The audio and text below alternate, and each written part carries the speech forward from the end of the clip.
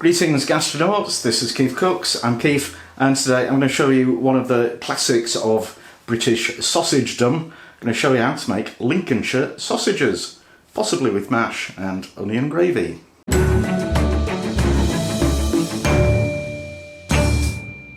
So Lincolnshire sausages are fairly distinct amongst sausagedom in general because they're not elaborately spiced and seasoned. It's just white pepper, salt and sage, lots of sage. So it's a fairly coarsely ground mixture with a chunky mouthfeel, and they're wonderful. And there was an attempt a few years ago to get protected status thing for Lincolnshire sausages, but the UK Department of Agriculture, who aren't called that anymore, said, no, anybody can make Lincolnshire sausages, so off you go. Anyway, not to worry. So if you like this video, give it a like, share it with your mates, and subscribe, and make donations, become a patron, and any combination of those things would be much appreciated. So, so enough waffling, let's do it. Okay, ingredients for your sausages. You need a load of pork, some breadcrumbs, some water, and your seasoning. So the pork I've got, that's actually 570 grams of pork chops with the fat cut off.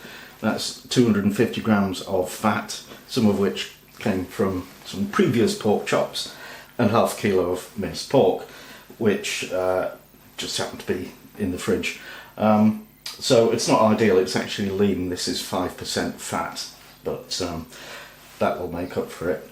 Sausage making quantities, they're all about proportions. So I've got basically, well, you can call it a kilo of pork and 25%, 250 grams of fat. And to add to that, we want 20% of the total weight of these things. So that's 250 grams, and also an equivalent volume of water, kinda. That might not be enough, that's a cup of cold water. Anyway, I'm burbling. The other really important thing is everything needs to be as cold as you can get it. So I'm going to slam these back in the fridge while I make up the spice mix. And I've also got the scrolly thing from the mincer is in the freezer and bowl. So yeah, it's cool.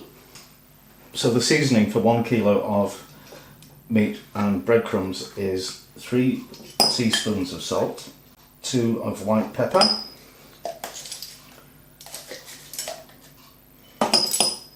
running out of that, and 4 of sage. Look, I've got one of those useless jars that you can't get a spoon in. Ha. 1, 4.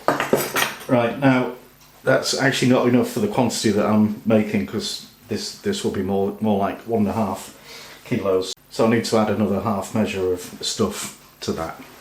Pop the lid on, give it a good old shake, and that seems like a huge amount of seasoning, but I'm following somebody else's recipe. It'll be a highly seasoned sausage, which I like. So let's assemble the mincer. Oh, it's cold.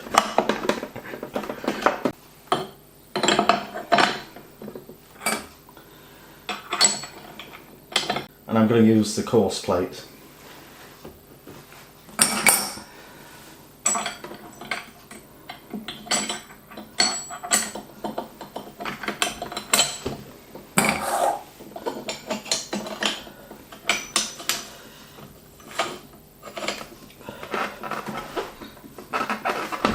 Okay, now you need to chop up your meat and fat so that it's small enough to go through the thingy, and that already is that fat, but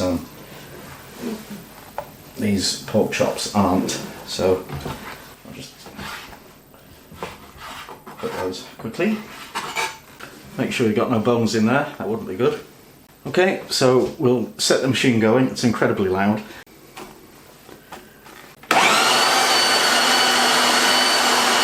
Don't put the breadcrumbs and water in, and I'm not actually putting that pre-minced mince in just yet. Well, that's all. I'll mix that in with everything else by hand.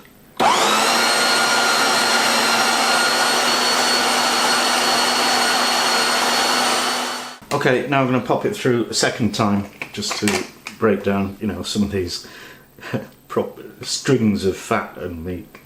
Okay, nice bowl of chunky mince. So get a bigger bowl and mix everything together.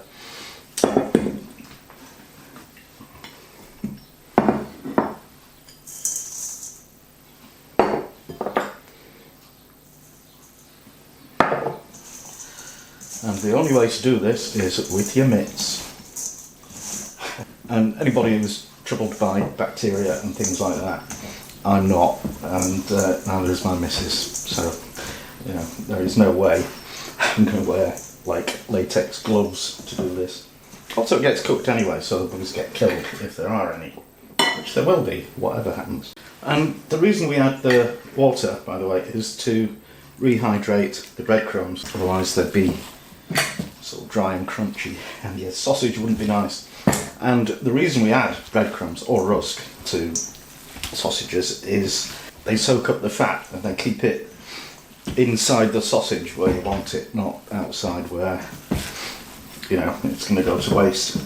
And if you're scared of eating fat, this really isn't the sausage for you. Now, I'm a bit worried about using all this seasoning, so I'm actually just going to fry off a little bit of this just to see if we're over seasoned or not. Okay, here we are, mini burger. Oh, that's gorgeous. But I do think it could take all of that extra seasoning. So I'll put it in, and then I'm going to put this in the fridge for about half an hour to cool down again. And then we can start on the fun stuff, making sausages. Okay, to stuff your sausages, you need a stuffer. This fits onto the mincer. You might have a dedicated sausage stuffer. If you don't have either of those things, you're possibly stuffed.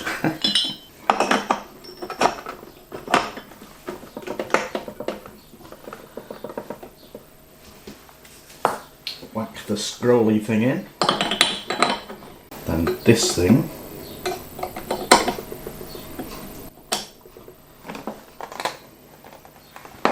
And the screwy thing.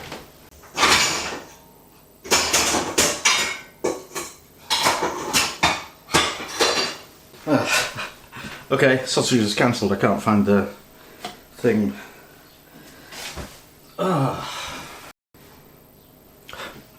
This isn't funny. I really can't find it.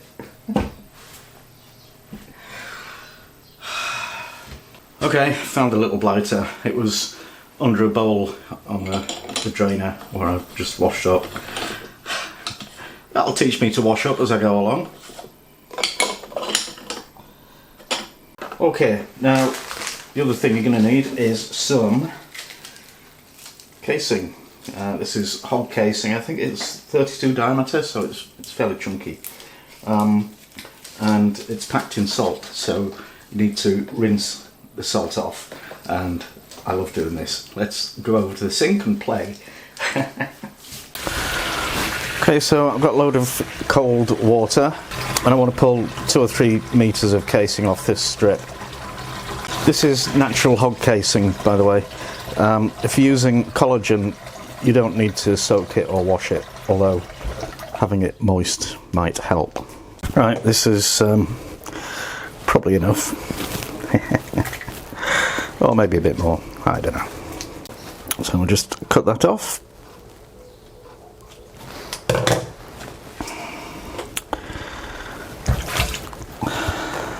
And then the fun part, just thread the open end of your tap and run cold water through it. I love this bit. Whoa.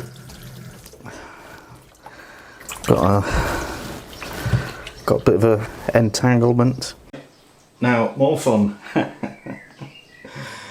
We have to thread the casing onto the stuffing tube and try not to rip it while we do so.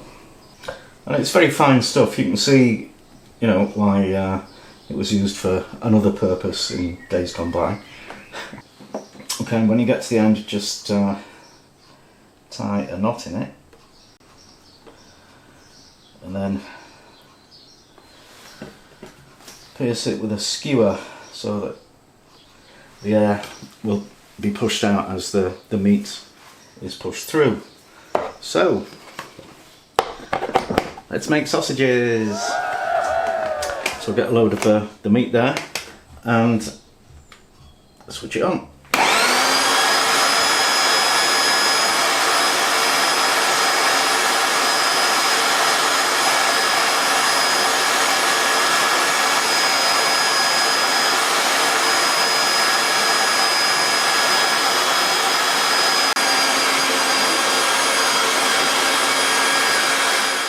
So once it starts coming out, you want your hand on here to stop the casing just all whizzing out, and to try and control the thickness. And really, to do this, you need 3 hands, but I haven't got them.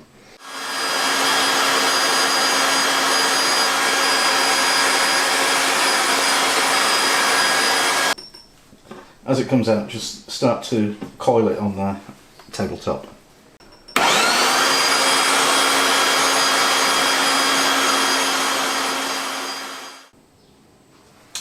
Okay, that's it looks like, oh no, there's a load more. Carry on. Okay, there's still a bit more, but I've run out of casing. I could stick a bit more on, but I think I'll just reserve that, and I'll make that into patties and have it some other way. These are pretty fat, so just smooth it out. Then we want to divide it into links. And if I could be bothered, I could make a terrible joke about links as the abbreviation for Lincolnshire, and links as sausages done like this, and possibly some kind of wildcat and maybe golf. But today's not the day for that. So you just pinch it and twist it and make sure that you make each alternate twist in the opposite direction to the previous one. Otherwise you'll just end up unravelling what you've done already. Now there is some kind of way that expert sausage makers have of tying the links into like kind of chains, but I haven't been initiated into that dark art, so yeah, we'll give up on that. Anyway, 14 sausages, only one of which I've broken. You want to hang those up somehow to dry for an hour or two. They'll actually improve if you leave them in the fridge for a few days before using them. There we go, Lincolnshire sausages. Right, time to cook the tea. Bangers of mash, onion gravy, maybe some peas. So I've got my spuds cut into chunks, bubbling away in salted water. So a good sploosh of oil in there. This is for the gravy. Just put that on kind of medium heat, and then I've got the onions. They're sliced into strips about, I don't know, 6mm, 1/4 inch sort of size. So these just want to cook for maybe 10, 15, maybe 20 minutes till they're nice and soft and browned and a bit caramelised. Right, that's looking good. So I'm going to sift in some flour, probably a couple of tablespoons, enough to soak up all the oil that's kicking about. And we can let the flour brown a bit as well, because that'll give us a nice sort of nutty flavour. Now I've got ½ litre of beef stock made up from 1 stock cube, and let that cook through for a bit and thicken up. Okay, now I'm going to add a splash of Henderson's relish. If you can't get this because you don't live in Yorkshire, you can use Worcestershire sauce, just to give it a bit of zing. Bit of salt.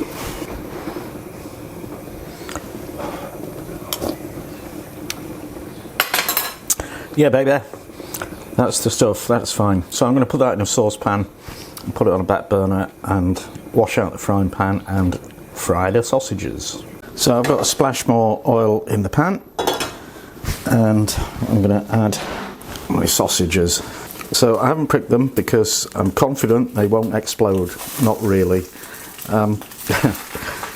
The reason that sausages go bang, hence the name bangers, is, well, there's three real reasons. There's too much liquid in the filling, it's overfilled, or the pan is too hot.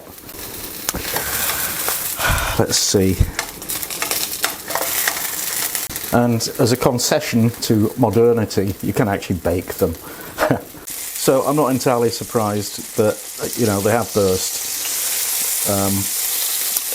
or they're coming out the edges, because these particular ones were seriously overfilled. Nevertheless, they will taste fantastic. So let's assemble our magnificent dinner. Good dollop of mash, a couple of bangers,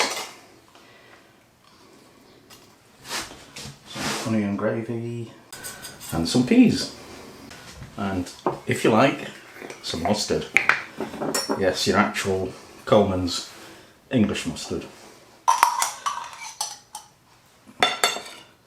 which many people swear by, and some people swear at. I might be one of the latter. Mrs. KeefCooks!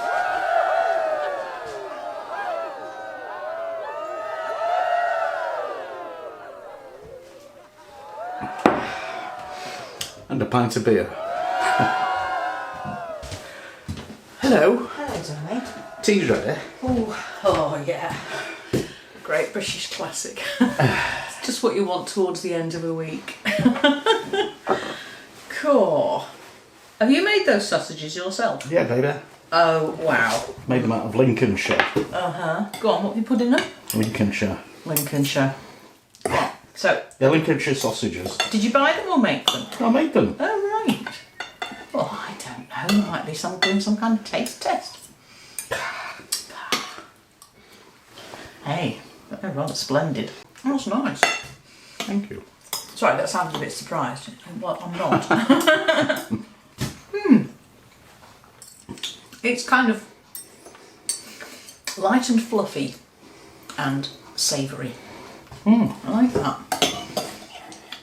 It doesn't sort of taste fatty and sort of greasy. Not a proper sausage then. Oh, behave. No, this is nice. It's funny, isn't it, how there's all different kinds of sausages. And they're all different. You know, like the cured sausages, like German sausages and Spanish and so forth. Black pudding. Did you do a black pudding video? A long time ago. I might be working up to another one. Oh, I love black pudding. That is really nice. The sausages can be so bland. This is true. It's late in the week, I'm tired, I haven't got much in the way of wit, but thank you, darling. Right then. Okay, that's it. He's going to Thanks do that for wavy watching, thing, look. and Am I doing it wrong? oh, yeah. Doing it wrong. Hold my hand, make it go. See you next time. Wow. I want a hug. Oh, hug.